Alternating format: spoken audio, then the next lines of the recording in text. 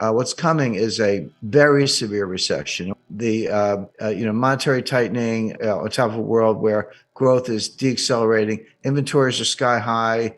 The funny thing about the supply chain is you go back a year or so, kind of this time last year, we all remember headline, supply chain's broken down, the shelves are bare. So all true. That was happening at the time, and that's when I started working on the book.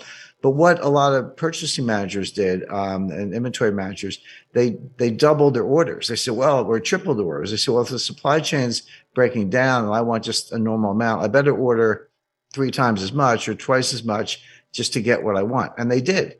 Well, what happened was by the summer, some of that pressure had been alleviated, and here come the shipments into the warehouses that are twice as much or 3 times as much as what you needed at the exact same time that the Fed was destroying demand. And so demand drops off a cliff, retail sales drop off a cliff, the warehouses go from being empty to being full to the rafters, and now all that merchandise is sitting there. So, Nike, I mean, just many examples. So what do you do when you're in charge of inventory? You cut prices. You don't want that inventory. It costs a lot of money to keep it in the warehouses, number one. Number two, a lot of it's seasonal. It's like, who wants to buy, a summer dress in December? Not too many people. So they just slash prices, and that reduces margins and reduces profits. So we're just kind of flying into the face of all that. With the Fed tightening rates into weakness, the Fed will be the last to know because they're very model driven and the models are badly flawed, mostly with the Phillips curve and their focus on the unemployment rate, which is not a good measure of what's going on in the labor force. So we're flying into a really bad recession. The stock market's starting to get the message, but you've got this pivot narrative. You can't quite get rid of that. Some of the buy the dips people are still around, so count on them to buy into what could be a horrendous bear market. You got your buy and hold crowd. Remember in 2000, 2001, the NASDAQ dropped 80%. And a lot of people got out, but they said, well, just hold on to it. Well, it did come back, but it took until 2015. I mean, that's a long time. A lot of people died in the meantime. You're waiting 14 years to get back to where you were. So those people are still around, but there is what I call the pivot crowd. So the Fed pivot is a narrative, and it kind of goes like this. Yeah, the Fed's tightening. We see that. Inflation is going to come down really fast. The economy is going to slow down really fast. Both of those things are happening. Inflation, a little less so, but the economic slowdown is there. And the Fed's going to get the wake-up call and have to cut rates. And cutting rates, that's the pivot. They're going to pivot from rate hikes to rate cuts. And that's good for tech stocks, so buy stocks. Now, that's the narrative. It prevailed in late July and most of August. The stock market did go up. There was a decent rally in the middle of what's become a bear market based on this Fed narrative that they were going to have to cut rates. There are two huge fallacies in that narrative. The first one is who says the Fed's going to get the message? And if you look at what Jay Powell said and what he repeated, we're going to raise rates. We're going to crush inflation.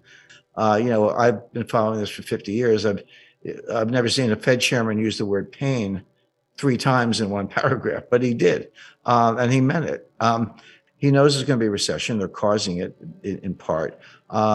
Unemployment's going to go up. He said that. He tied unemployment to killing, basically demand destruction and getting inflation under control. He said, that's how we're going to do it. And you're already starting to see some early signs of that.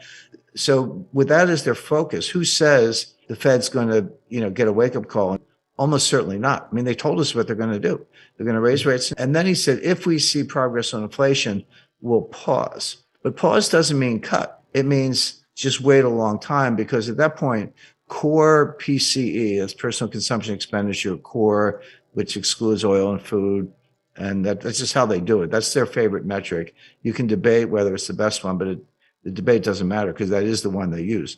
Let's say that comes down to around 3.5. Okay, it's still not 2. Now, what Powell, which is their target, so what Powell said is, we don't have to keep raising rates to force it to 2. We just have to raise them enough that it'll get to 2 on its own. That's what they call restrictive policy. So, but that's not a rate cut. He said that might last for a year, all the way into 2024. That's when he was talking about rate cuts. Now, again, this can change, but they've told us what they're going to do. I always say forecasting the Fed's the easiest thing I do because they actually tell you what you're going to do, what they're going to do. You just have to listen and believe them. Now, the hard part is understanding how badly they're going to destroy the economy and when they're going to get the wake-up call. That's the hard part of the analysis. But telling what they're going to do is the easy part because they kind of tell you. So the stock market notion that somehow there'll be cutting rates is just false.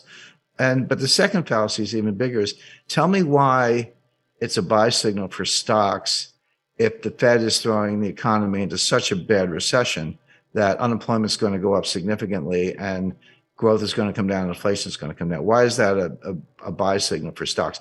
Maybe at the bottom, and the bottom might not be till late 2023. Okay. Yeah, there are opportunities to buy the bottom, but we'll be nowhere near the bottom. Bear market rallies are really interesting. Some of the biggest rallies in history have been in the middle of bear markets where you ended up losing everything, but for a couple of days or weeks even, it's hey, the bottom's in, and you buy stocks, et cetera. So you have to watch out for that. So my expectation is the recession's coming. It's going to be really bad. Inflation is going to come down fast, but not quite fast enough for the Fed.